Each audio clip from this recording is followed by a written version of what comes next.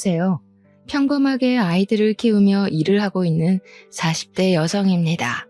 사람들이 말하길 안락한 환경에 안주하게 되면 발전이 없기 때문에 성공을 하고 앞으로 나아가기 위해서는 꼭 시련과 위기가 있어야 한다고 하는데요. 겪어보니 꼭 그런 것도 아니더라고요. 그리 긴 인생을 살아온 것은 아니지만 부모에게 버림받고 인생의 모든 쓴맛을 다 맛본 결과 견디기 힘든 위기와 시련은 사람을 성장시키는 것이 아닌 절망의 구렁텅이에 빠지게 하는 것 같네요. 가끔은 지금의 삶을 만족하는 것과 별개로 부모에게 버림을 받지 않았다면 더 나은 사람이 될 수 있지 않았을까 싶기도 합니다. 하지만 이미 지난 과거를 되돌릴 수는 없기에 지난날 부모에게 받지 못한 사랑을 자식들에게 최대한 나눠주려 노력하고 있어요. 오늘 말을 꺼내는 것도 고통스러운 과거를 사연으로 보내는 이유 또한 저와 비슷한 처지인 시청자분들에게 조금이나마 위안이 되고자 해서죠. 그럼 지금부터 힘들었던 지난날에 대한 이야기를 꺼내보려고 합니다. 모두들 저의 이야기에 귀를 기울여주세요. 식탁에 키가 닿지 않았던 꼬꼬마 시절부터 저는 혼자서 밥을 차려 먹는 것이 당연했어요. 어머니가 돌아가시고부터 아버지께서는 남아있는 자식인 저를 사랑과 정성으로 아껴주시기보다 자신의 마누라를 잡아먹는 천덕꾸러기로 생각하셨거든요. 어머니가 돌아가신 후부터 평소에도 술 마시는 것을 좋아하시던 아버지는 알코올 중독자 수준으로 술에 절여진 채 생활을 하셨습니다. 술에 찌든 채 집으로 들어올 때면 너 같은 건 태어나지 말았어야 한다는 폭언을 꼭 한마디씩 하셨고요. 사람의 온기 없는 집에서 그 어떤 어른의 사랑도 받지 못하고 눈칫밥을 먹어서일까요? 어느 순간부터 또래 친구들 사이에서도 학교 선생님들 사이에서도 의기소침하고 어두침침한 아이로 취급받게 되었어요. 또래 친구들과 어울리지 못하고 혼자 겉도는 시간이 많아질수록 스스로를 더 자책할 수밖에 없었네요. 아버지의 말처럼 어머니가 돌아가신 것도 아버지가 되는 일이 없는 것도 다 저의 책임처럼 느껴졌으니까요. 이런 아버지의 무관심은 교복을 입은 중학교에 올라갈 때까지 이어졌는데요.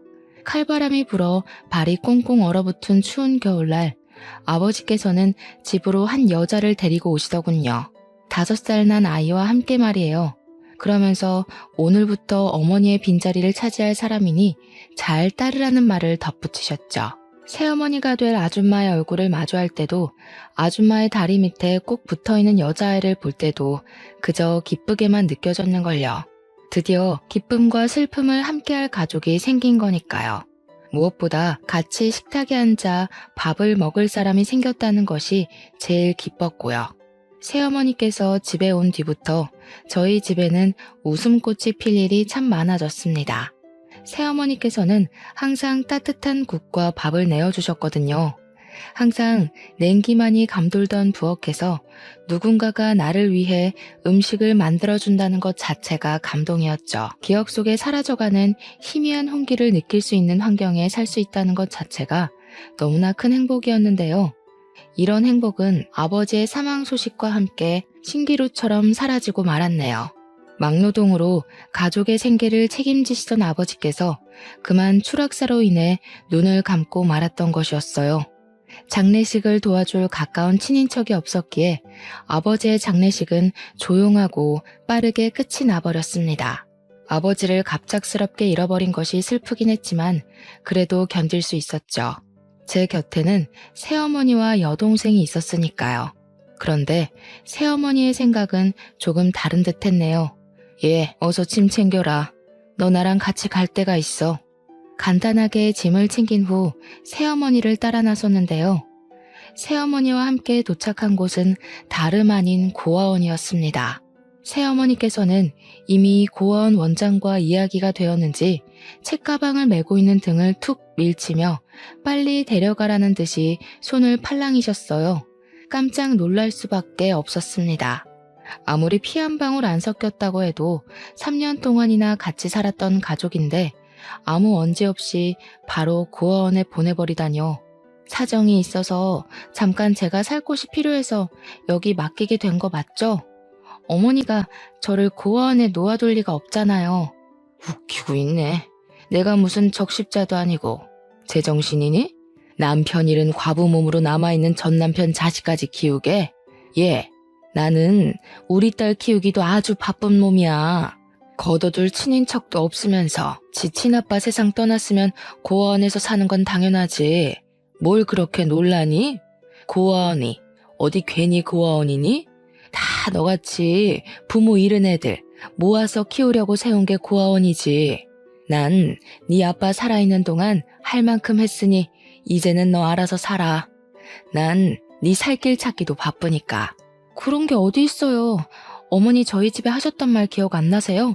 좋은 엄마 돼주시겠다고요. 어머니가 먼저 말씀해 주셨잖아요. 고아원 밖으로 발걸음하는 새어머니의 치맛자락에 엉켜붙어 오열을 하며 붙잡았습니다. 이미 새어머니의 마음이 떴다는 것을 알고 있긴 했지만 겁이 나 어쩔 수가 없었어요. 이대로 새어머니를 보내면 영영 혼자가 돼버릴 것 같은 그런 두려운 말이에요. 어머머머, 얘가 지금 뭐 하는 거야? 가뜩이나 우리 딸 때문에 또 어떤 놈이랑 결혼을 해야 할지 머리 아파 죽겠는데 너까지 이러면 내가 뭐가 되니? 세상 어느 여자가 죽은 전 남편 애까지 데리고 살 생각을 하겠어. 네 사정이 딱한 건 어쩔 수 없지만 내 코가 석자다 보니 별 수 없구나. 이제 그만 놓으렴. 새어머니께서는 딱 잘라 잡힌 손을 내빼셨죠. 어쩔 수 없이 고아원 생활을 시작해야 했고요. 워낙 성격 자체가 살갑지 않고 내성적이다 보니 또래들과 어울려야 하는 고아원 생활은 지옥과도 같았어요. 그리고 새어머니가 갑작스럽게 떠난 이유를 알고 난 후 더 큰 지옥이 찾아왔네요. 새어머니께서는 아버지께서 남긴 사망보험금을 모두 가로챈 뒤 도망쳤다는 걸 알게 돼 버렸거든요. 자식에게 무신경한 아버지였지만 그런 아버지조차 없이 천혜의 고아가 되자 막막함은 이루 말할 수가 없었습니다. 무엇보다 새어머니에 대한 배신감이 제일 컸죠. 물론 피 한 방울 안 섞인 남의 자식을 고아원에 맡기는 것은 어쩔 수 없는 일이지만 아버지가 남기신 사망보험금을 모두 가로챈 것은 그것과 별개의 일이잖아요. 심지어 자식의 몫으로 나온 금액까지 몽땅 챙겨서 달아나다녀. 당장 새어머니를 찾아가 따지고 싶었지만 현실적으로 그럴 여건이 안 됐기에 더욱 현실에 낙담할 수밖에 없었는데요. 새어머니는 아버지가 남긴 보험금으로 잘 먹고 잘 사는데 나만 이렇게 고아원에 남아 처절하게 살고 있다고 생각하니 더 이상 이렇게 살면 안 되겠다는 생각이 들더군요.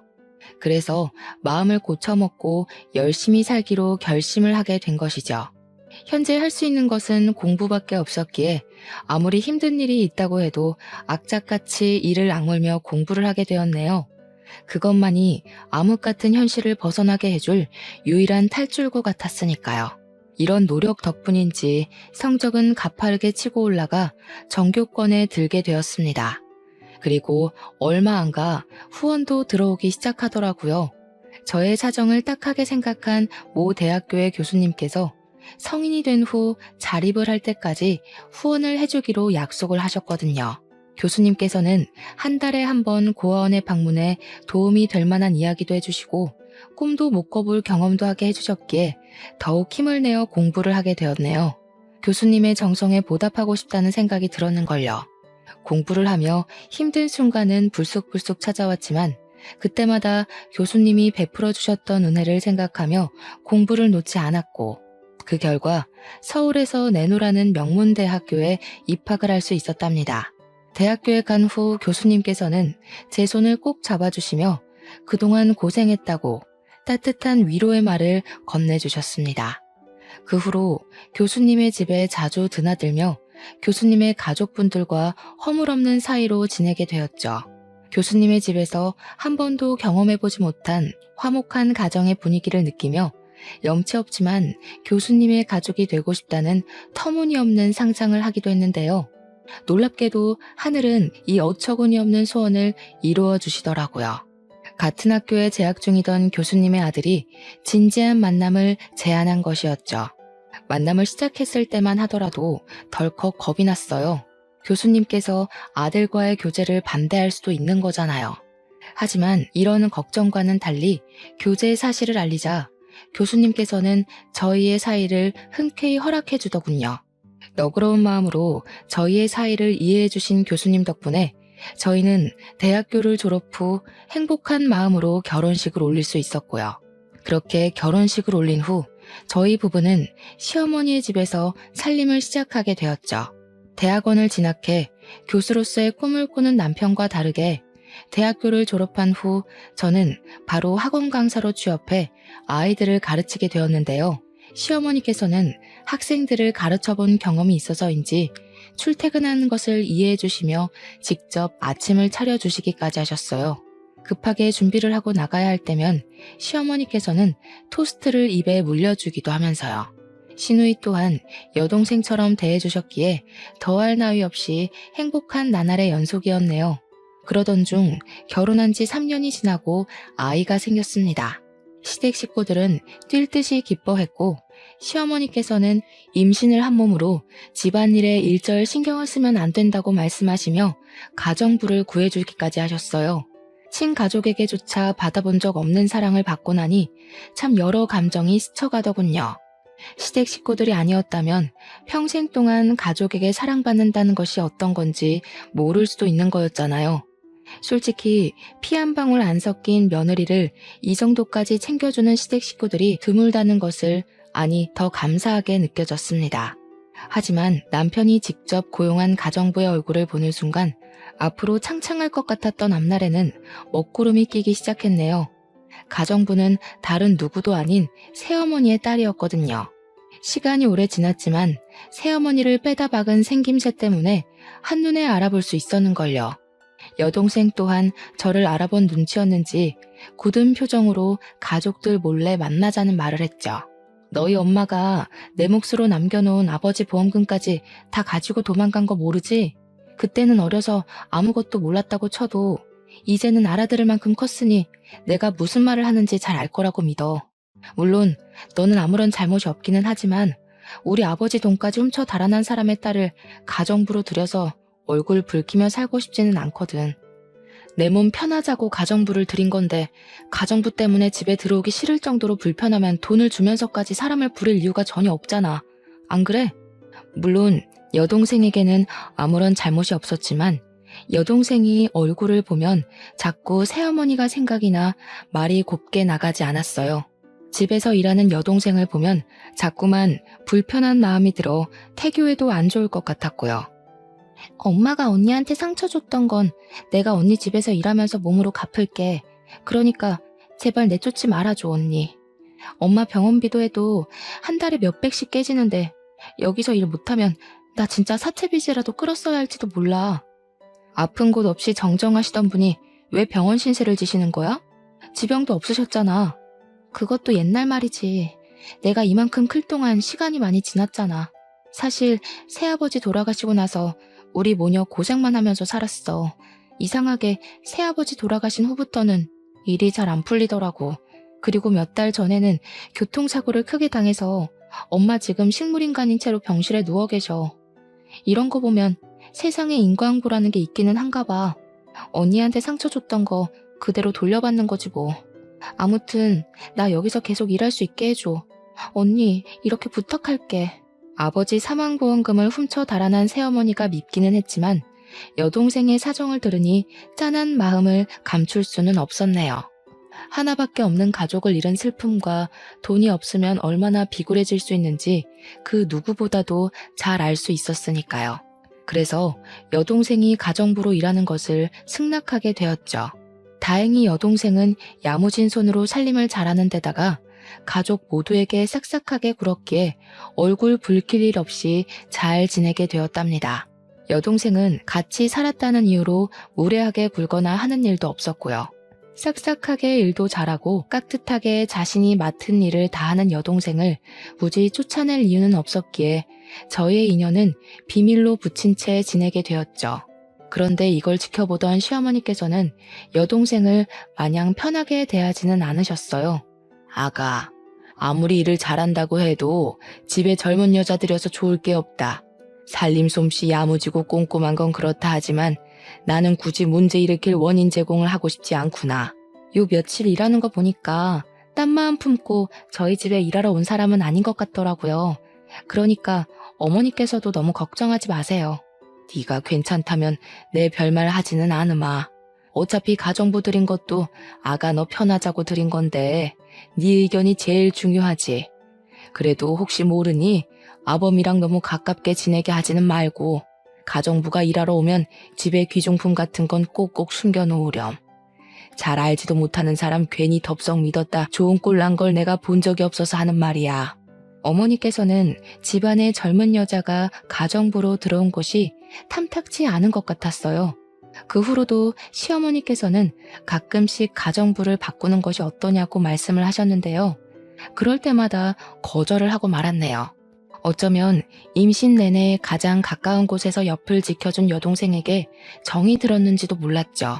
시간은 흐르고 흘러 임신 막달이 다가오고 출산 예정일을 일주일 앞둔 날이었습니다. 미국에서 오랫동안 타지 생활을 하던 친구가 오랜만에 한국으로 입국을 한다고 하더군요. 마침 시댁 식구들은 다 바쁜 일이 있었기에 저를 공항으로 바래다 줄 사람은 없었어요. 이런 상황이 걱정이 되었는지 남편은 친구를 다음에 만나는 것을 권했죠. 자주 만날 수 있는 친구였다면 저 역시 다음 약속을 기약했겠지만 친구는 이번에 미국으로 출국을 하게 되면 언제 볼지 기약을 할 수 없었기에 약속을 잡게 되었어요. 남편은 택시를 타고 가라 말을 했지만 공항까지 택시비가 만만치 않았기에 직접 운전을 하게 되었는걸요. 그리고 친구를 만난 행복한 시간을 보낸 뒤 다시 집을 가기 위해 운전을 하게 되었는데요. 어둑한 도로를 달리던 중 바로 앞에는 역주행하는 차량이 보이더군요. 깜짝 놀라 어떻게든 차를 피하려고 했지만 브레이크를 밟았을 때는 이미 역주행한 차와 충돌을 한 후였기에 저는 그대로 의식을 잃고 쓰러지고 말았죠. 다시 깨어나 보니 병실 침대에 누워 있었어요. 문득 만진 배가 홀쭉해진 것을 확인하고 깜짝 놀라자 바로 옆에 있던 남편은 제 손을 잡으며 아이는 제왕절개로 태어나 아무 문제가 없다고 말을 해주었습니다. 아이가 괜찮다는 말에 안심하려는 찰나 남편은 눈가를 훔치며 지금 제가 어떤 상태인지 말을 해주었네요. 아직 공사 중이던 도로에는 CCTV가 설치되어 있지 않았기에 그대로 도주한 뺑소니범을 잡을 수가 없다고 했어요. 목격자도 없었기에 뺑소니범을 잡는 것은 불가능에 가까웠고요. 하지만 그것보다 더 큰 일은 교통사고 후유증으로 인해 평생 하반신 마비로 못 걷게 될 수도 있다는 것이었습니다. 충격적이었죠. 행복의 문턱 앞에 서 있는 현재 큰 시련이 닥쳐온 거잖아요. 현실을 받아들이지 못하고 멍하니 있자 시어머니께서는 눈물을 보이시며 하늘을 원망하셨어요. 아이고 이 불쌍한 것. 어린 시절부터 고생만 하고 이제야 사람답게 살 수 있게 됐는데 이런 큰 시련을 당하다니. 하늘도 무심하시지. 어찌 가여운 것한테 이렇게 큰 시련을 주시는지. 아가, 아무 걱정하지 마라. 만약 평생 못 걷는다고 해도 나랑 아범이 옆에서 지켜줄 테니 이상한 생각일랑 하지 말고 지금은 그저 의사 말에 따라서 어떻게 치료할지만 고민해라. 무엇보다 제일 중요한 건 네 건강이지 않니? 우리 가족들만 믿고 치료에만 전념하렴. 아이고 불쌍한 우리 아가 이를 어쩔꼬. 시어머니께서는 아무 걱정하지 말고 치료에만 전념하라 말씀을 해주셨는데요. 그 말씀이 참 큰 힘이 되더라고요. 30년이란 시간을 살면서 한 번도 스스로를 먼저 생각하라고 말씀해 주신 어른은 안 계셨거든요. 곁에 아무도 없는 예전에 이런 큰일을 당했다면 하늘을 원망하며 삶을 포기했겠지만 든든하게 곁을 지켜주는 시댁 식구들이 있었기에 살아갈 용기를 낼 수 있었네요. 시어머니와의 면회가 끝난 후 병실로 찾아온 여동생 또한 저의 상태를 누구보다 걱정하며 치료를 하는 동안 힘이 되어주겠다 말을 하기도 했습니다. 언니가 다시 일어설 수 있을 때까지 내가 언니 곁에 있으면서 많이 도와줄게. 언니가 베풀어준 은혜 덕분에 다시 힘을 낼 수 있게 됐는데 나도 언니한테 도움이 돼주고 싶어. 비록 혈연적인 관계는 아니었지만 여동생은 다리가 나을 때까지 곁을 지켜주겠다고 약속을 하였고 여동생이 걱정 어린 말과 도와주려고 노력하는 행동을 보고 있자니 가슴이 징하게 아려왔습니다. 어떻게든 옆을 지켜주려는 여동생에게서 가족의 정을 느낄 수 있었으니까요. 그 후 여동생은 자신이 한 말을 지키려는 듯이 스스로 간병인 역할을 자처하며 큰 힘이 돼주었어요. 화장실을 가거나 샤워를 하는 등 사소한 것까지 불편하지 않게 도와주었죠. 옆에서 있는 듯 없는 듯 손과 발이 되어 도움을 주는 여동생 덕분에 재활치료에 전념할 수 있었는걸요. 물론 시댁 식구들 또한 많은 힘이 되어 주었고요. 그렇게 많은 사람들의 도움 속에서 저는 불과 6개월 만에 다시 걸을 수 있게 되었네요.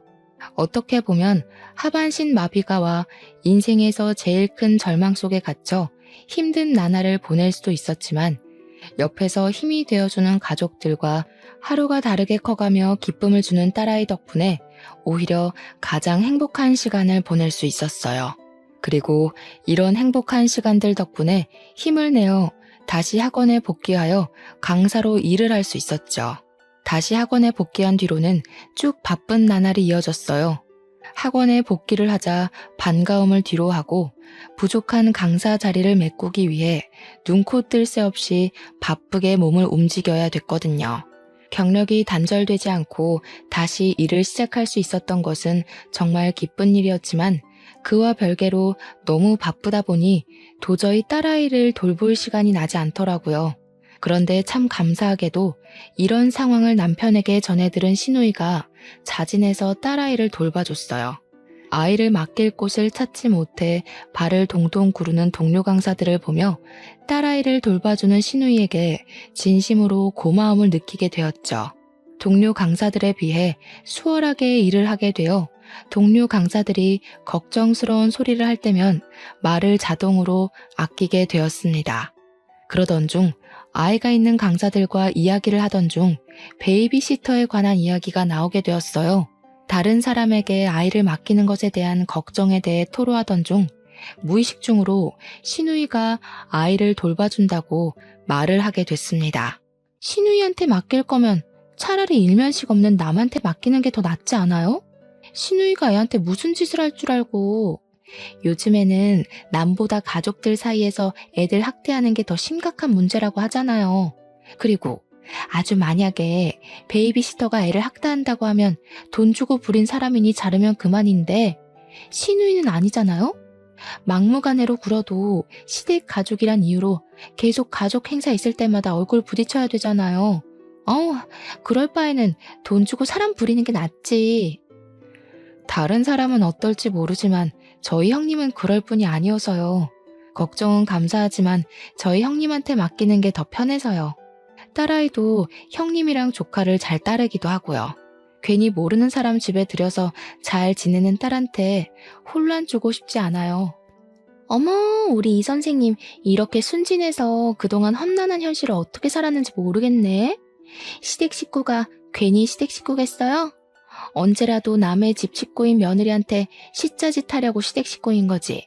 아무리 사람이 좋다고 해도 친정 식구랑은 다르죠.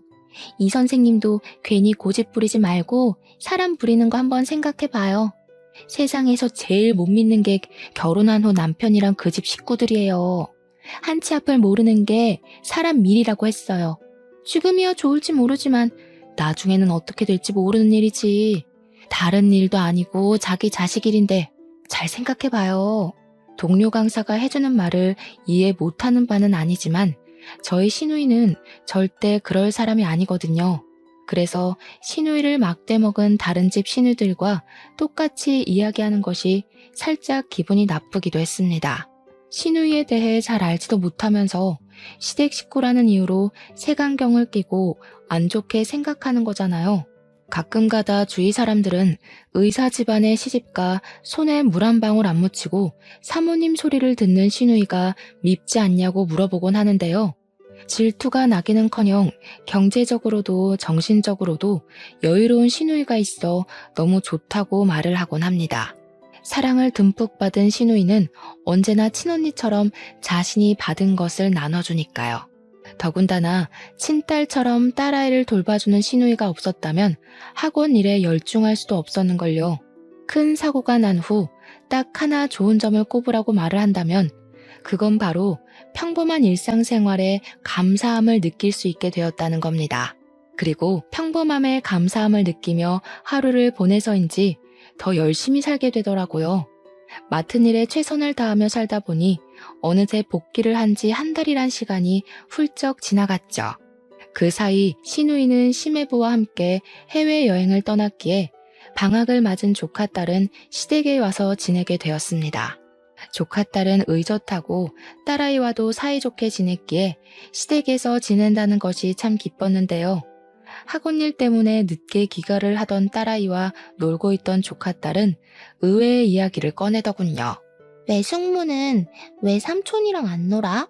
뜬금없는 조카딸의 말에 고개를 갸우뚱했습니다. 아마도 남편은 대학 교수 임용을 준비하는 탓에 바쁘고 저 또한 학원 일로 바빴기에 그런 생각을 하는 듯 했어요. 요 근래 저희는 서로 붙어있는 날은 손에 꼽을 정도로 적었거든요. 상황을 이해시키고자 말을 하자 조카딸은 고개를 갸우뚱거리며 의미심장한 말을 했죠. 삼촌이 바빠서 그런 거라고? 이상하다. 아줌마랑은 밤마다 잘만 놀았는데 외숙모가 너무 바쁜데 심심해서 아줌마랑 노는 건가? 아줌마랑 놀다니? 그게 무슨 말이야? 외숙모 아직 몰랐어? 삼촌 밤마다 밥 주는 아줌마랑 나와서 노는데. 조카딸이 말하는 밥 주는 아줌마는 제 여동생이 확실했습니다. 밤마다 여동생과 남편이 만나다니 의문점이 드는 것이 한두 가지가 아니었어요. 일단 남편과는 각방을 쓰는 것도 아니었고 한 침대에서 생활을 했기에 남편의 인기척이 나면 바로 깰 수밖에 없잖아요. 그런데 저는 한 번도 집에서 깬 적이 없었는걸요. 그래서 조카딸이 착각했을 수도 있다는 생각이 들어 다시 물어보게 되었죠. 잘못 본 건 아니고 삼촌이랑 아줌마랑 밤에 놀 일이 없잖아. 외숙모는 내가 바보인 줄 알아? 저번에 물 마시러 가면서 내가 봤단 말이야. 내가 볼 땐 삼촌이랑 아줌마가 외숙모 몰래 비밀놀이를 하는 것 같아. 안 그럼 외숙모만 쏙 빼놓고 삼촌이랑 아줌마가 밤마다 놀러 갈 리가 없잖아. 조카딸의 말을 듣고 기억을 되짚어보니 수상한 것이 하나 있긴 했습니다. 남편이 건강을 챙겨야 한다는 명목으로 챙겨준 비타민이었습니다. 그것만 먹으면 잠든 기억도 없이 쥐도 새도 모르게 잠들어 다음 날이 되어서야 일어난다는 것이었죠. 비타민을 먹었을 때만 하더라도 누적된 피로로 인해 쓰러지듯이 잠에 들었다고 생각했지만 다시 생각해보니 비타민이 원인인 것 같았어요. 물론 가장 사랑하는 남편을 의심하고 싶지는 않았지만 행동이 수상했기에 의심을 안 할 수가 없었는걸요. 그래서 그날만큼은 남편이 건네준 비타민을 먹는 신용만 한 후 잠에 들은 척 연기를 하게 된 거고요. 물증 없이 의심만 키워가는 것보다는 나은 일이잖아요. 설마 하는 마음에 눈을 감고 있자 남편은 기다렸다는 듯이 나갈 채비를 하고 방 밖으로 나가더군요. 밖에서 들리는 말소리에 귀를 기울여 보니 여동생과 함께 이야기를 나누는 것이 분명했죠. 이러니 저러니 해도 빨리 끝내는 게 낫지 않겠어요?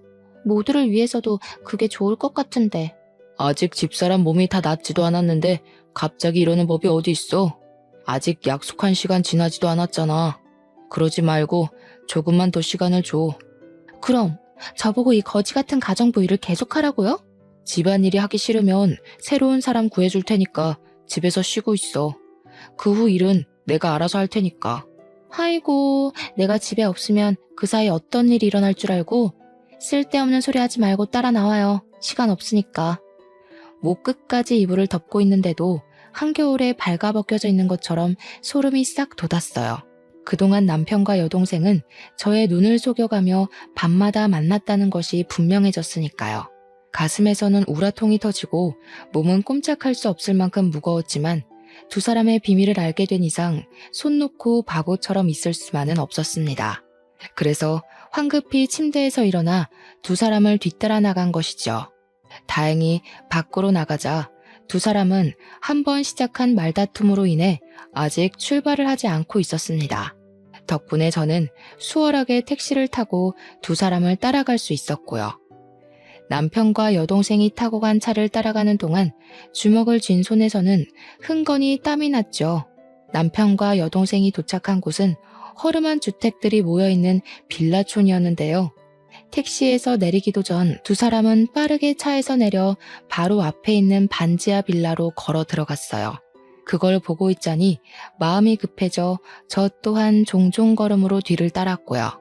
택시에 내릴 때만 해도 마음이 급해져 걸음이 빨라졌지만 막상 반지하 앞에 서니 집으로 달아나고 싶다는 생각이 들고 말았네요.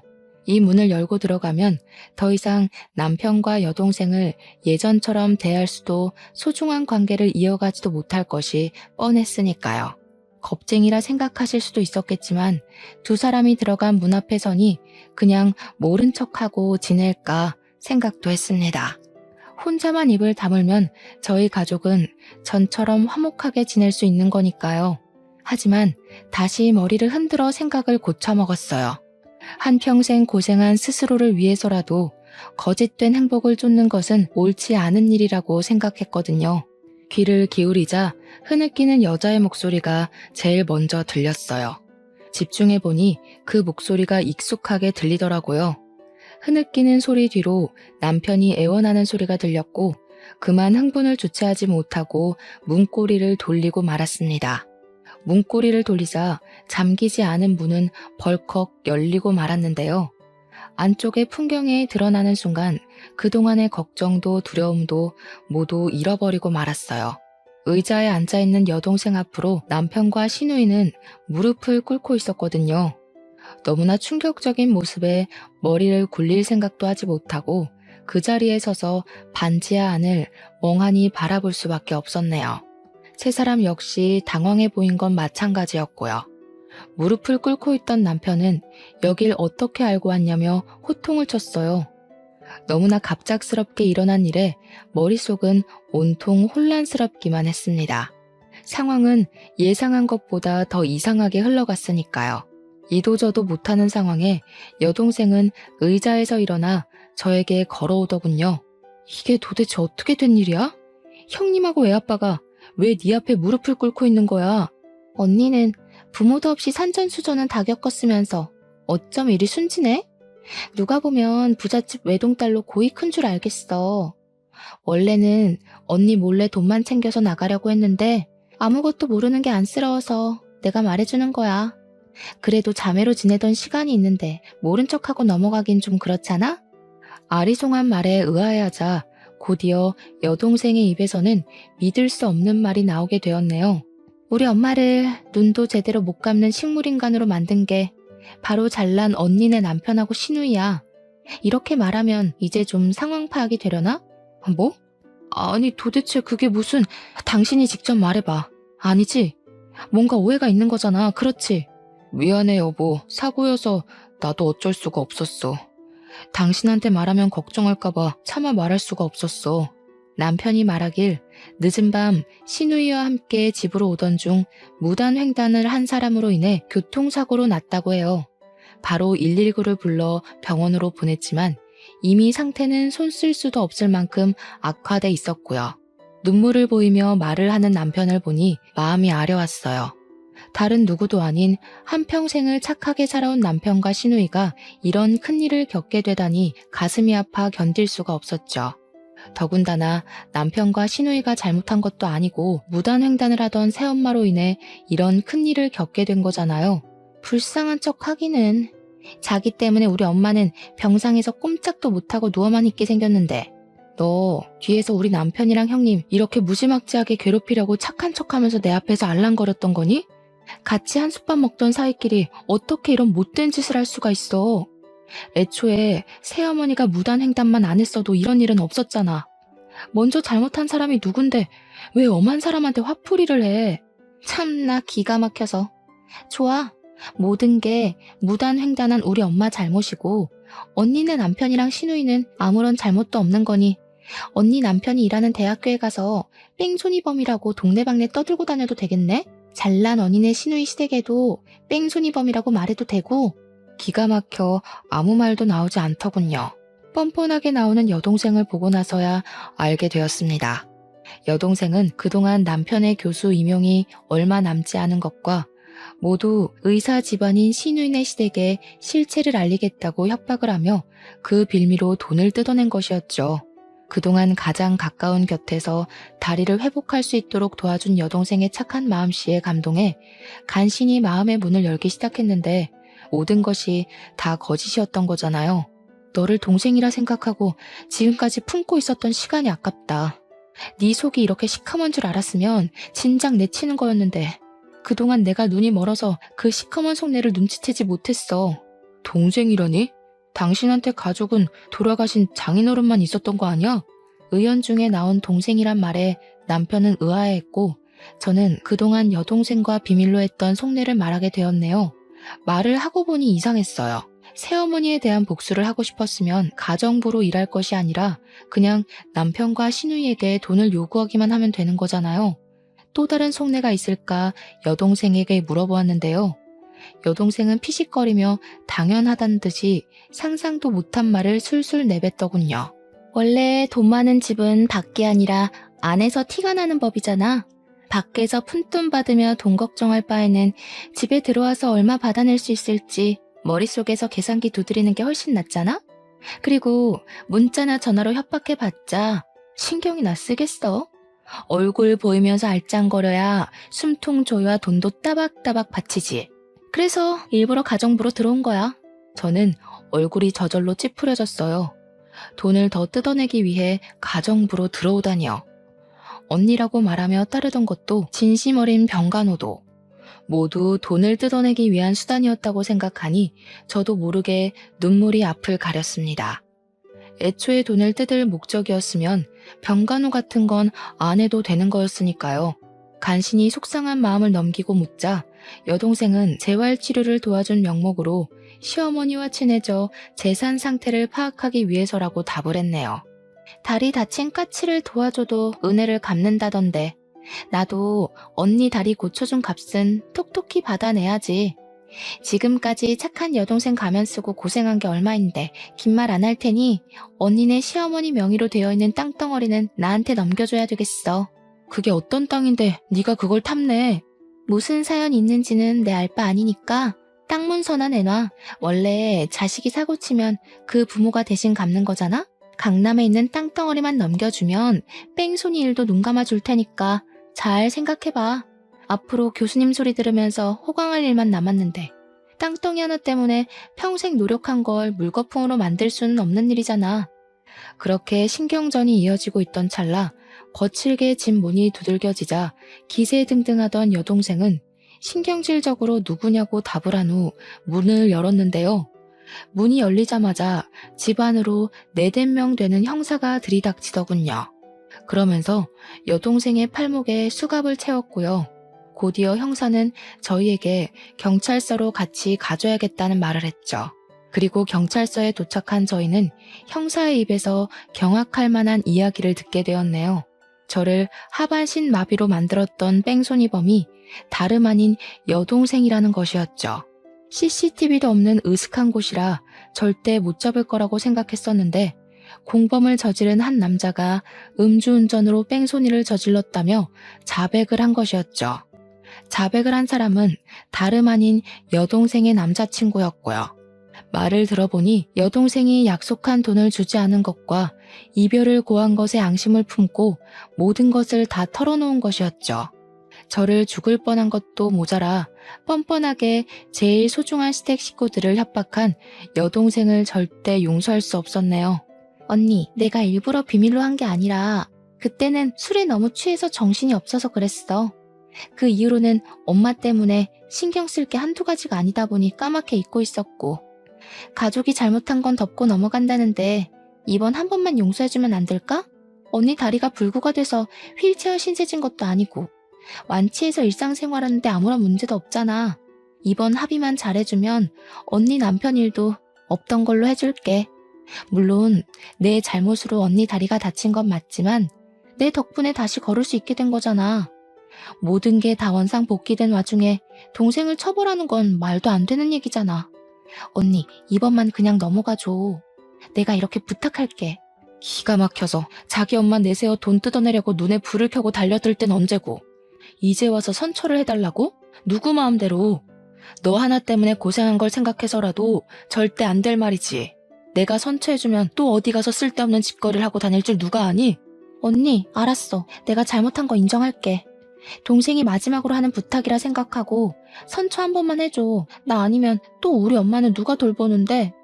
엄마가 불쌍하지도 않아? 자신의 잘못이 까발리고 난 후에야 잘못을 비는 여동생의 모습을 보니 우라통이 터졌습니다. 더 이상 여동생에 대한 정은 눈꽃만큼도 남아있지 않았어요.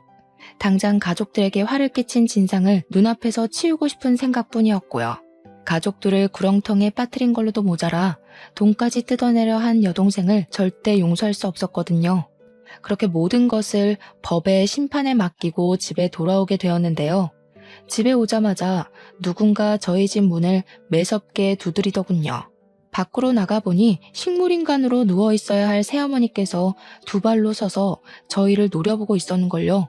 깜짝 놀라기도 전에 새어머니께서는 바닥에 머리를 조아리며 한 번만 선처를 해달라고 빌었습니다. 말을 들어보니 새어머니는 그동안 교통사고를 유발해 받은 위로금으로 생활을 한 모양이었어요. 새어머니께서는 모든 것을 고백하며 모든 것은 다 자기 잘못이니 여동생만큼은 제발 감옥에 보내지 말아달라고 사정을 하더군요. 남의 딸은 쓰레기 버리듯이 고아원에 잘만 버려놓고 자기 딸은 대신 감옥에 갈 만큼 소중했나 보죠? 난 절대 합의해줄 생각 없으니까 감옥에 가는 딸이 걱정되면 같이 감옥에 들어가서 말동무라도 해주세요. 어차피 아줌마도 곧 보험 사기단으로 감옥에 들어갈 텐데. 뭐야? 어미가 이 정도로 고개 숙이고 들어가줬으면 알아도 모르는 척 눈 감아주는 게 상책이지. 이래서 남의 자식은 거둬서 키우는 게 아니라고 했는데 지 애비 죽고 고아원에 간 것만 생각하지 내가 지한테 어미 노릇을 해주려고 얼마나 애를 썼는지는 생각도 못해. 한 것이라고는 고작 아버지가 계신 앞에서 방긋거리며 머리를 쓰다듬어주고 밥을 챙겨주는 정도였던 새어머니 입에서 어머니 노릇이란 말이 나오니 저도 모르게 실소가 터져나오고 말았네요. 자신의 뜻대로 이루어지지 않자 바로 본색을 드러내는 새어머니를 보며 여동생이 왜 그렇게 뻔뻔하고 아나무인이었는지 알겠더라고요. 두 모녀에게 남은 사정 같은 것은 아무 상관이 없었어요. 오직 중요한 건 자신들이 풍족하게 사는 것뿐이었죠. 남의 가슴에 피멍들게 하고 뻔뻔하게 구는 건 유전인가 보네요. 어쩜 두 모녀가 이리 하는 짓이 똑같은지. 입만 뻥끗하면 거짓말만 늘어놓는 아줌마 말은 더 이상 듣고 싶지 않으니 당장 저희 집에서 나가요. 저 몹쓸 것이 끝까지? 네, 아줌마 말대로 저는 부모도 없는 몹쓸 것이니 더한 짓도 할 수 있죠. 자꾸 신경 건들지 말고 좋은 말로 할 때 그만 가세요. 더 험한 꼴 당하기 싫으면. 이후로도 새어머니는 몇 번이나 저희 집에 찾아와 선처를 해달라 말을 했지만 상대할 가치가 없었기에 대꾸조차 하지 않았죠. 그 후 더 이상 저희 가족을 위협하는 두 모녀를 가만둘 수 없었기에 변호사를 선임해 두 사람의 죄를 낱낱이 파헤쳤습니다. 다행히 증거는 차고 넘쳤기에 두 사람 모두 법적인 구속을 피할 수가 없었어요. 새어머니는 보험 사기로 여러 사람에게 물질적, 정신적 피해를 준 것으로 인해 징역 3년을 구형받게 되었고 뺑소니로 사람에게 상해를 입힌 여동생은 보험 사기에 합심한 죄질까지 가중돼 징역 5년을 구형받게 되었네요. 물론 자신들의 이익을 위해 수많은 사람들의 눈에 눈물이 나게 한 점과 한 가정의 평화를 깨트리려 한 두 모녀에게 내려진 벌치고는 가볍다는 생각이 들기도 했습니다. 하지만 더 이상 새어머니와 여동생이 저희 가족을 건드리지 못한다는 점에서 위안을 얻게 되었는걸요. 현재 저희 가족은 지난날에 힘들었던 일을 잊고 잘 지내는 중입니다. 일이 마무리된 지 얼마 안 되었을 때만 해도 남편과 시누이는 불안한 마음을 감추지 못했는데요. 시간이 흐르자 불안함은 자연히 사라졌네요. 무사히 교수 임용을 맞춘 남편은 그날의 사건 이후 더 잘해주려 노력을 하고 있답니다. 제 덕분에 집안의 평화는 물론 잘못된 점까지 바로 잡을 수 있었다면서요. 그런데 요즘 눈치 없는 불청객은 자꾸 편지를 보내오곤 해요. 어린 날 같이 지낸 정을 생각해 출소를 한 후 자신과 새어머니가 가정부로 일할 수 있게 도와달라고 하는데요. 절대로 새어머니와 여동생을 집안에 들일 생각은 없어요. 기회란 건 과거의 잘못을 뉘우친 사람에게만 주는 것인데 악독한 두 사람에게 그 기회를 주는 건 너무 아깝잖아요. 똑같이 힘들었지만 학원 강사가 되어 평범하게 사는 저와 다르게 징역살이를 하며 자기 팔자를 꼰 새어머니와 여동생을 보니 이런 생각이 들더군요. 자기에게 닥친 시련과 위기를 어떤 방향으로 해결하는지가 인생에서 제일 중요한 일이라고 말이에요. 그런 의미에서 현재 말 못한 사정으로 힘들어하는 시청자분들께서도 제가 쓴 사연을 들으신 후 절대로 나쁜 유혹에 빠지지 말고 꿋꿋하게 올바른 길로 향하며 힘든 과정을 이겨내시기 바랄게요. 그렇게 된다면 꼭 인생에 꽃 필 날이 오기 마련이니까요. 인생에서 꽃을 피우는 계절이 봄에만 있지 않다는 것을 시청자분들께서 꼭 알아주셨으면 합니다. 그럼 시청자분들의 앞날이 만개한 꽃이 가득하길 빌며 오늘 사연을 마치도록 할게요. 지금까지 사연을 시청해주신 모든 분들 진심으로 감사드립니다.